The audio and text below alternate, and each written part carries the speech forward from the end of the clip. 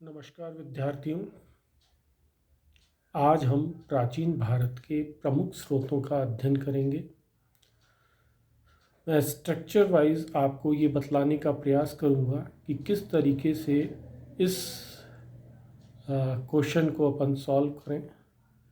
यदि आपके प्राचीन भारत का स्रोत आता है तो सर्वप्रथम स्रोतों को हम 3 भागों में विभाजित करेंगे: पुरातात्विक स्रोत, साहित्यिक स्रोत और विदेशी यात्रियों का वर्णन या वृत्तांत। पुरातात्विक स्रोतों को मूल रूप से हम 2 भागों में विभाजित करेंगे। पहला उत्खनन द्वारा प्राप्त सामग्री के आधार पर और दूसरा अभिलेख, सिक्के, तामपत्र इत्यादि के प्रतिरूप में। उत्खनन द्वारा प्राप्त सामग्री के आधार पर जैसे हम सिंधु घाटी सभ्यता के विभिन्न जो स्थान प्राप्त हुए हमें, चाहे वो हड़प्पा हो, मोहनजोदड़ो हो, कालीबंगा, उससे प्राप्त अवशेषों के आधार पर हम वर्णन करते हैं। ये ऐसे साक्ष्य हैं जिसे हम केवल सामग्री के आधार पर करते हैं। किसी लिपि या इत्यादि का अध्ययन विद्वानों द्वारा प्रयास किया गया, परंतु वो पढ़ी ना जा सकी। जमीन के ऊपर जो मिले सिक्के, तामपत्र, अभिलेख हैं, वो भी पुरातात्विक सामग्री के अंतर्गत आते हैं।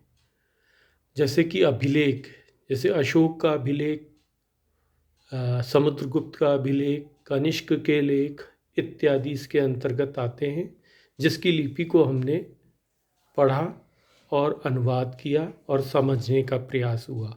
ये एक ऐतिहासिक काल का दृष्टिकोण है।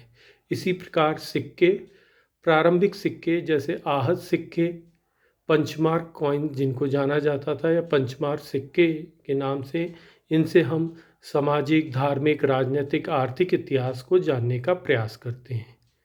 तीसरे प्रतिरूप में तामपत्र हैं, जो कि राजा द्वारा जो भेंट दी जाती थी, उस भेंट का संपूर्ण वर्णन हमें इन तामपत्रों के अंतर्गत मिलता है।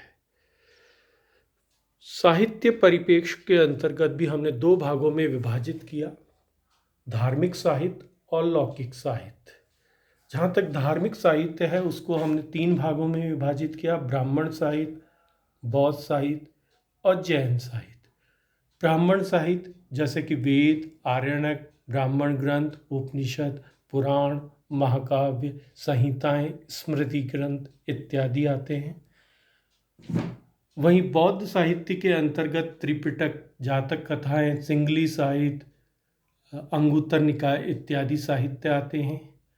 वहीं जैन साहित्य के अंतर्गत अगम साहित्य, अचरंग, सूत्र, अंग, उपंग जैसे साहित्य इत्यादि आते हैं।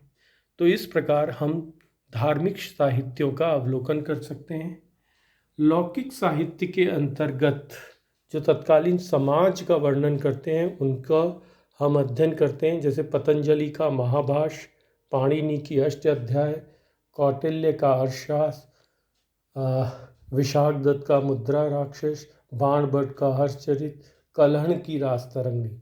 कलहण की राजतरंगिणी व्यवस्थित रूप से प्रथम ऐतिहासिक ग्रंथ के प्रतिरूप में हमें दिखाई देता है।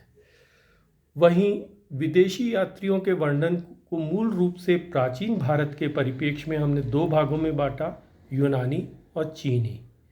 यूनानी साहित्यकारों में हेरोडोटस, मेगास्थनीज, प्लूटार्क, जस्टिन, नियार्कस इत्यादि आते हैं। वहीं चीनी साहित्य में फाहियान, हेनसांग और इत्सांग आती हैं। तो इस प्रतिरूप में हम स्ट्रक्चर वाइज यदि इनका अवलोकन करें तो साधारण प्रतिरूप में हम स्रोतों को स्पष्ट रूप से जान सकते हैं कि प्राचीन भारत के प्रमुख स्रोत किस तरीके से हमारे लिए लाभदायक हैं। ये मेरा 5 मिनट का वीडियो मैं समझता हूँ कि कम समय में अधिक से अधिक जानकारी देने का एक स्रोत था, एक माध्यम था, और मैं आशा करता हूँ ये आपके लिए पूर्णतः लाभदायक होगा।